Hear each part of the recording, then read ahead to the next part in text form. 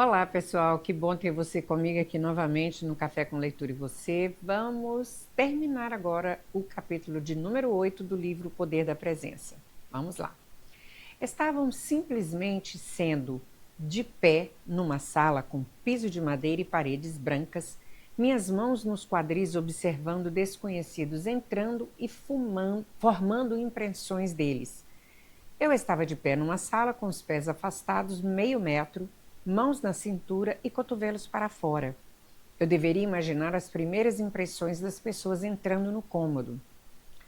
Eu estava diante de uma escrivaninha e pessoas desconhecidas entraram e caminharam pela sala. Estou postada numa salinha branca. O piso é de madeira. Minhas mãos estão nos quadris, os cotovelos para fora. Meus pés estão afastados meio metro. Pessoas estão entrando na sala. Eu estou de pé numa sala com as mãos nos quadris e os cotovelos para fora. Meus pés estão afastados no meio da sala. A sala é espaçosa e tem piso de madeira. Pessoas que estão presentes concentram-se menos em como os outros podem julgá-las ou ameaçá-las. Deveríamos ser capazes de atentar e reagir aos outros, mas nos concentrar demais neles, além de contraproducente, é destrutivo, diminuindo nossa autoconfiança e interferindo em nossa capacidade de observar as interações no momento. Mesmo na postura de poder imaginada, as pessoas foram capazes de habitar plenamente o momento, observando seu ambiente sem julgar, não se sentindo ameaçadas nem dominantes sobre os desconhecidos que entravam e saíam da sala. Você deve estar se perguntando se essas descobertas são compatíveis com as do estudo da Universidade de Auckland, em que pessoas com posturas impotentes usaram mais pronomes nas primeiras pessoas em suas falas. A diferença crítica é que um experimento envolveu uma interação verbal e o outro uma reflexão por escrito. No estudo da imaginação, os participantes não estavam interagindo com terceiros nem sendo avaliados por eles. No estudo da fala, estavam e em tempo real enquanto falavam. O uso de pronomes na primeira pessoa por aqueles com posturas impotentes provavelmente refletiu o desejo de se protegerem da avaliação negativa, tentando induzir os juízes verbalmente a enxergá-los de determinada maneira, em vez de se envolverem de forma ponderada e deixar que os juízes chegassem às suas próprias conclusões. Ao refletir por escrito durante um momento em que não envolvia avaliação social, como fizeram os voluntários da imaginação, a presença se manifestaria com autoconsciência. Observar o próprio estado físico e psicológico, o que requer o uso de mais, não menos, pronomes na primeira pessoa. Como Christine explicou em seu e-mail, e como demonstram nossas pesquisas e outras, não é necessário possuir um corpo plenamente capaz para colher os benefícios das posturas poderosas. Na verdade, muitos de nós, com ou sem deficiência, nos vemos em situações em que não conseguimos achar espaço ou privacidade para a postura de poder antes de encarar um grande desafio. Mas sempre podemos nos imaginar como a Mulher Maravilha ou o Super-Homem em nossa pequena bolha do pensamento. Postura virtual. Os benefícios das posturas poderosas não se aplicam apenas ao espaço físico e mental, também se estendem ao espaço virtual. Mesmo as características físicas do seu avatar num videogame ou na realidade virtual podem mudar o modo como você se comporta na realidade. Pesquisas mostraram que quando as pessoas habitam de maneira perceptiva representações virtuais de si mesmas, tendem a assumir as características de seus avatares. Esse fenômeno poderoso tem sido denominado ilusão da transferência do corpo e funciona até entre gêneros. Por exemplo, um participante masculino personificando um avatar feminino. 2 pesquisadores da Universidade de Stanford, Nick E. e Jeremy Beilinson, investigaram como a altura do avatar influenciaria o comportamento de uma pessoa numa negociação ocorrida no ambiente virtual. No universo físico, Pessoas que ocupam mais espaço vertical do que aquelas à sua volta tendem, em média, mais propensão a adquirir poder social e status. E Baileyson designaram voluntários para avatares altos, medianos ou baixos, e a triste conclusão de seu estudo é que, mesmo no domínio virtual, a altura concede vantagem. Uau! Então, estou em desvantagem, porque eu sou baixinha. Pessoas designadas para o avatar alto fizeram acordos melhores do que aquelas designadas para avatares médios ou baixos. Na verdade, os voluntários designados para um avatar baixo tiveram o dobro de probabilidade de aceitar um acordo injusto em relação àqueles em outras condições. E Baileyson referem-se ao fenômeno de personificar as características de nossos avatares como o efeito Proteu, o deus grego que tinha a capacidade de alterar sua forma. Em um de seus experimentos favoritos, concebido para testar os efeitos comportamentais da realidade virtual imersa, pessoas foram designadas aleatoriamente para vivenciar uma entre duas experiências virtuais num videogame. Em uma delas, receberam a habilidade de voar como um super-herói. Seus movimentos de braços eram monitorados para controlar o voo. E na outra eram passageiros num helicóptero. Além disso, metade dos voluntários em cada grupo foi selecionada aleatoriamente para uma tarefa beneficente no videogame, levar insulina a uma criança diabética, enquanto a outra metade foi designada para uma tarefa não beneficente, percorrer a cidade do Alto. Portanto, havia 4 situações: o benfeitor com superpoderes, o benfeitor de helicóptero, o turista com superpoderes e o turista de helicóptero. Quando o experimento supostamente foi encerrado, o pesquisador acidentalmente esbarrou num copo com 15 canetas, espalhando-as pelo chão. Ele queria saber quem estaria mais disposto a recolher as canetas. Revelou-se que o tipo de tarefa em que os voluntários se envolveram, turismo ou auxílio, não teve influência na propensão a apanhar as canetas, mas o tipo de voo teve. Em comparação com os passageiros do helicóptero, as pessoas que receberam os poderes de super-heróis se mostraram bem mais propensos a ajudar o pesquisador a apanhar as canetas e foram mais rápidas em fazê-los. Os super-heróis voadores também relataram sensações mais intensas de presença durante o jogo, sentindo-se mais verdadeiros e envolvidos durante a tarefa virtual. Posição de sentido. Soldados costumam receber ordens para ficar em posição de sentido, que em geral requer queixo elevado, peito estufado, ombros para trás e barriga para dentro. Ficar em posição de sentido é uma postura ereta, enraizada e imóvel. Além de sinalizar respeito, é uma postura que conduz mais a sentimentos de alerta e força. Soldados são treinados para assumi-la por um motivo simples.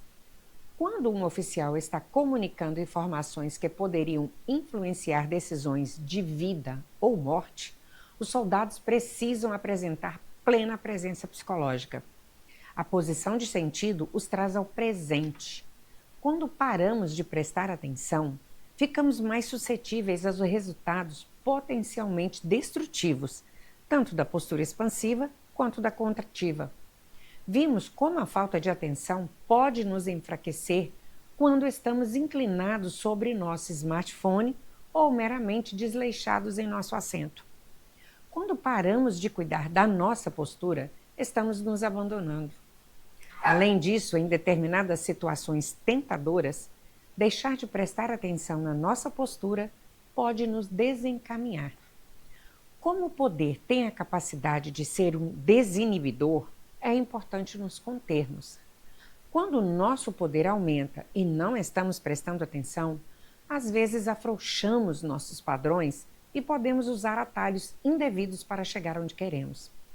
Por exemplo, num estudo conduzido por Andy Yep, meus colegas e eu pedimos que voluntários pilotassem um jogo de carros realistas que incluía volante e pedais. O objetivo era vencer a corrida. Após uma rodada de treino, foram prometidos aos voluntários $10 extra caso conseguisse completar o circuito em menos de 5 minutos, mas com uma condição. Teriam de fazê-lo sem violar as leis de trânsito. O que os voluntários não sabiam era que havíamos projetado 2 assentos diferentes para os motoristas. Um deles permitia o máximo de expansão, em um banco e uma perspectiva visual altos, o que possibilitava braços estendidos ao volante e pernas esticadas até os pedais. O outro restringia os participantes e oferecia uma perspectiva visual mais baixa, além de obrigá-los a dobrar os braços para se adaptarem ao volante e a dobrar as pernas para se adaptarem aos pedais. Descobrimos que a área de assento expansiva levou os participantes a dirigir com menos prudência, colidindo contra mais objetos e não parando após acidentes. Esses resultados indicam que a percepção e o controle do nosso poder pessoal são elementos de vital importância da presença que devemos manter atentos. Aprume-se. Certa vez, quando eu estava lavando as mãos no toalete de um aeroporto, uma mulher na pia ao lado virou-se e disse: "Desculpe, mas por acaso você é?" Fez uma pausa e, em vez de terminar a pergunta, lançou os braços para o alto. Respondi: "Sou sim. Acostumei-me a você é", seguido também de um gesto de mão nos quadris. O nome da moça era Shannon, e ela me contou que não apenas havia incorporado as posturas poderosas à própria vida, como também continuava a compartilhá-las com colegas de trabalho, amigos e familiares. Na verdade, ela, seu marido e os 4 filhos têm um termo particular para isso: aprume-se. Quando seus filhos estão tensos, ela os lembra de se aprumarem. Adorei o fato de Shannon e sua família terem se apropriado da prática e de ter funcionado. Para me convencer de quanto minha palestra havia influenciado, mostrou-me sua joia favorita, um anel de diamantes delicado em formato de estrela que seu marido lhe dera no seu aniversário para lembrá-la do poder pessoal ao qual sempre tinha acesso. A ativista Maggie Cohen disse o seguinte, e acho que a maioria de nós concordaria com ela: o poder não deveria se concentrar nas mãos de tão poucos e a impotência nas mãos de tantos. Isso vale tanto para o poder pessoal quanto para o poder social. Muitos de nós sofremos com sentimentos predominantes de impotência pessoal. Temos o hábito terrível de obstruir nossos caminhos, especialmente nos piores momentos possíveis. Aceitamos essa postura, o que nos faz reforçá-la e nos afastar da realidade de nossas vidas. Mas podemos usar nosso corpo para alcançar o poder pessoal.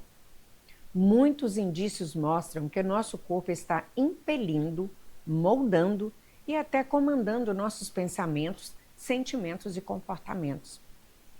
Que o corpo afeta a mente é incontestável, podemos dizer. E afeta de forma que facilitam ou impedem a capacidade de trazer nosso melhor eu autêntico para os maiores desafios. Será que isso significa, quer dizer, aprume-se ou imitar a Mulher Maravilha funcionará para todas as pessoas em todas as situações? Claro que não. Não existe intervenção possível de funcionar para todas as pessoas em todas as situações. O que mais quero que você entenda é que seu corpo está contínua e convincentemente enviando mensagem para seu cérebro, e você precisa controlar o teor das mensagens. Centenas, talvez milhares de estudos examinaram a conexão corpo-mente através de muitos métodos diferentes. Respiração, yoga, redução da extensão vocal, incitar as pessoas a se imaginarem em posturas expansivas, simplesmente fazer com que as pessoas se sentem em postura ereta, e etc. Existem inúmeros meios de expandirmos nossos corpos. E se o efeito corpo-mente está agindo através de nosso tônus vagal, de nossa pressão arterial, de nossos hormônios ou de algum outro mecanismo ainda não descoberto, o resultado é claro. Expandir nosso corpo muda o jeito como nos sentimos em relação a nós mesmos, criando um ciclo virtuoso. Começaram eles a brigar. Assim, o que importa para mim é que você encontre a técnica que lhe seja mais adequada. Se não encontrar, estará desperdiçando uma oportunidade preciosa. Em última análise, se expandir seu corpo traz você para o presente e melhora seu desempenho. Embora a nossa linguagem corporal governe o modo como as outras pessoas nos percebem, ela também governa como nós nos percebemos e como tais percepções são reforçadas por nosso comportamento, nossas interações e até nossa fisiologia. Por que não deveríamos nos portar com orgulho e poder pessoal? Quando o fazemos, conseguimos estar presentes em nossos momentos mais desafiadores. O jeito como você conduz seu corpo molda o jeito como você conduz sua vida. Seu corpo molda sua mente. Sua mente molda seu comportamento. E seu comportamento molda seu futuro. Deixe seu corpo informar que você é poderoso e merecedor. E você se tornará mais presente, mais empolgado e automaticamente você mesmo. Portanto, encontre o caminho para se aprumar. Pessoal, terminamos aqui finalmente o capítulo de número 8. Vejo você no capítulo de número 9, mas não se esqueça de se inscrever no canal, caso você ainda não seja inscrito. Até lá!